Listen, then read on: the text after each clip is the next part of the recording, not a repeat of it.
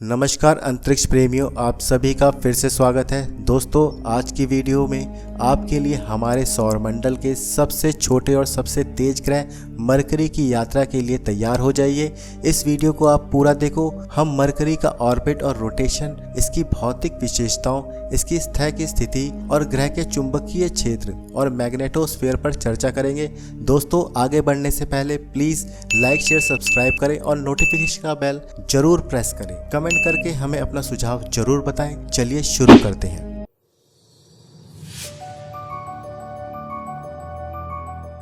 आज हम solar system के सबसे छोटे ग्रह के मरकरी के पास चलेंगे, जहां दिन और रात होने में बहुत समय लगता है। और तो आप सोचिए टेम्परेचर में कितना उतार चढ़ाव होगा और पानी का कुछ ही निशान मौजूद है। वहीं अर्थ के मून से थोड़ा ही बड़ा है और इसके पास इतने यूनिक फीचर्स हैं, आप सोच भी नहीं सकते हैं। इसलिए हमारे साथ इस जर्नी में जुड़े रहिए।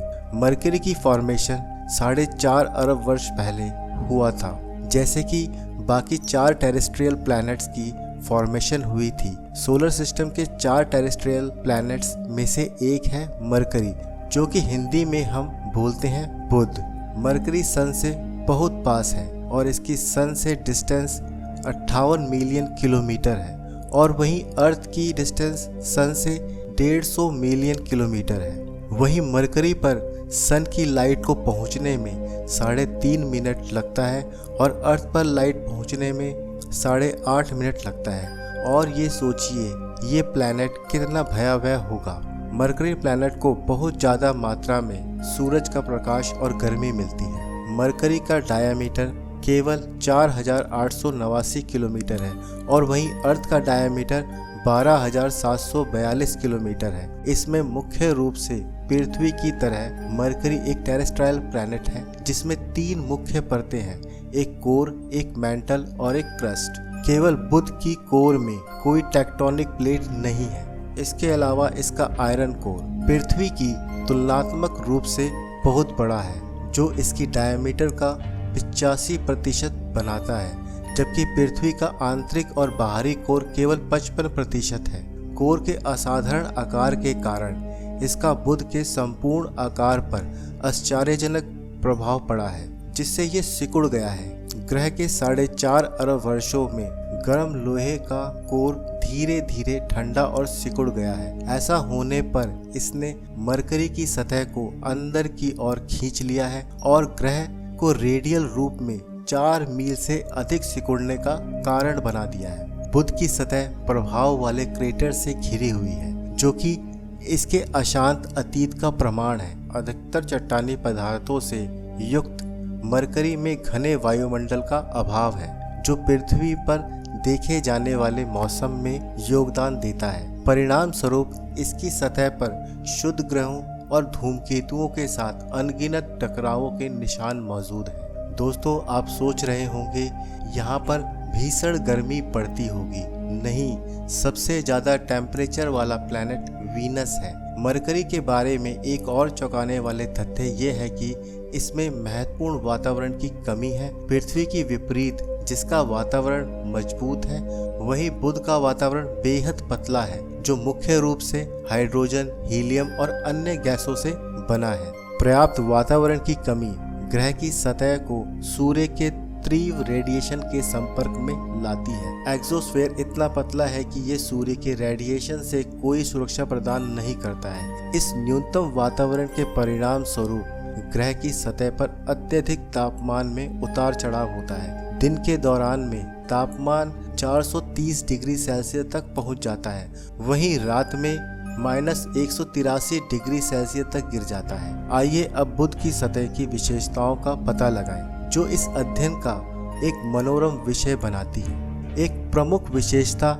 इसकी भारी गड्ढों वाली सतह है, जो हमारे चंद्रमा के परिदृश्य से मिलती जुलती है।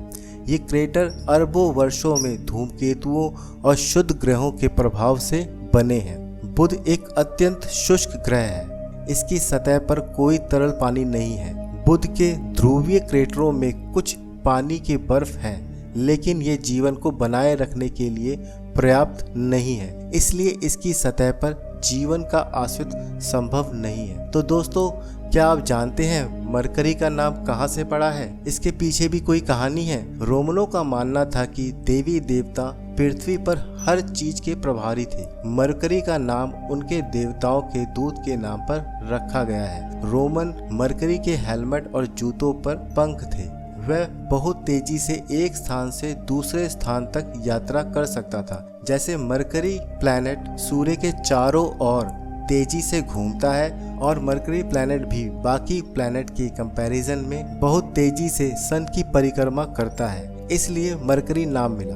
पर बुध का रोटेशन काफी अनोखा है। ये अपनी एक्सेस पर बहुत धीरे धीरे घूमता है। एक पूरा रोटेशन करने में 59 पृथ्वी दिन लेता है। ऐसा माना जाता है कि ये धीमी गति कई कारकों के संयोजन के कारण होती है, जिसमें बुध का छोटा आकार, सूर्य से इसकी निकटता और सूर्य के साथ टाइडल शामिल है। जैसे जैसे हम गहराई में जाते हैं, हमें विशाल चट्टानों के आसुत का पता चलता है, जिन्हें स्क्रैप्स कहा जाता है। ये निशान मरकरी प्लैनेट की क्रस्ट के ठंडा होने और सिकुड़ने का परिणाम है, जिससे ये सिकुड़ता है और इन दिलचस्प भूवैज्ञानिक संरचनाओं का निर्माण होता है। बुध पर कुछ स्क्रैप्स 1000 किलोमीटर से अधिक लंबी है, जो उन्हें वास्तव में उल्लेखनीय बनाती है। जिसमें से कैलोरिस बेसिन बुध ग्रह पर एक विशाल प्रभाव वाला गड्ढा है, जिसका व्यास चौंका देने वाला 1550 किलोमीटर है।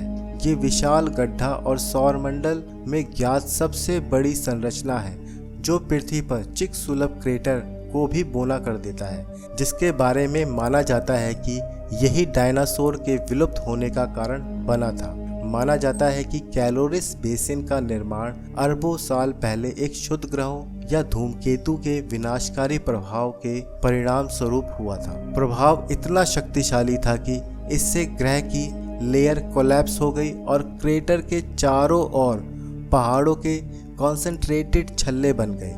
कैलोरिस बेसिन मॉन्टेस के नाम से जाने जाने वाला ये पहाड़ आसपास के मैदानों से 4 किलोमीटर की ऊंचाई तक बढ़ते हैं। दोस्तों, आप ये भी सोच रहे होंगे कि मरकरी प्लैनेट को किसने खोज की। मरकरी प्लैनेट की खोज का श्रेय किसी एक व्यक्ति को नहीं दिया जा सकता है। जैसा कि प्राचीन काल से ज्ञात है, बुध पृथ्वी से नग्न आंखों को दिखाई देता है और प्राचीन खगोलविदों द्वारा इसका अवलोकन किया गया था। सुबह या शाम के आकाश में सूर्य के निकट इसकी उपस्थिति के कारण विभिन्न संस्कृतियों में इसकी पहचान हुई। प्राचीन यूनानी, रोमन और बेबीलोनियन उन प्रारंभिक सभ्यताओं में से थे जिन्होंने मरकरी का अवलोकन किया था। ग्रह की सूर्य से स्पष्ट निकटता के कारण इसका विस्तार से अध्ययन करना चुनौतीपूर्ण है, लेकिन इसकी गतिविधियों को खगोलविदों ने सदियों से नोट किया है। दूरबीन के माध्यम से बुध का निरीक्षण करने वाले पहले व्यक्ति 17 सेंचुरी में गैलीलियो गैलीली थे। उन्होंने पाया कि चंद्रमा और शुक्र की तरह मरकरी के भी फेसेस हैं। इससे साबित हुआ कि बुध सूर्य की परिक्रमा करता है, न कि पृथ्वी की, जैसे कि पहले सोचा गया था। गैलीलियो की खोज के बाद की सदियों से वैज्ञानिकों ने दूरबीनों और अंतरिक्ष यान के माध्यम से बुध के बारे में बहुत कुछ सीखा है। दोस्तों, अभी तक मरकरी प्लैनेट पर कुछ मिशन हुए, क्योंकि हमें मरकरी पर जाने और रुकने के लिए बहुत सारी एनर्जी लगती है और साथ ही कंडीशन भी बहुत अलग अलग होते हैं। क्योंकि जा रहे हैं सन के पास, मरकरी प्लैनेट पर हमें बहुत से कठिनाइयों का सामना करना पड़ता है। मरकरी को ऑब्जर्व करने में भी बहुत दिक्कतें आती हैं। वैसे भी अर्थ से मरकरी का एवरेज डिस्टेंस 7,77,00,000 किलोमीटर है। इसलिए अभी तक 2 मिशन नासा द्वारा किया गया है। पहला है मर्नियर 10, दूसरा है मैसेंजर। 2004 में नासा ने मैसेंजर अंतरिक्ष यान लॉन्च किया, जिसे विशेष रूप से बुध का करीब से अध्ययन करने के लिए डिजाइन किया गया था और ये 18 मार्च 2011 को बुध पर पहुंचा। मैसेंजर मिशन एक नासा रोबोटिक अंतरिक्ष जांच था, जिसने 2011 से 2015 तक मरकरी प्लैनेट की परिक्रमा की और उसका अध्ययन किया।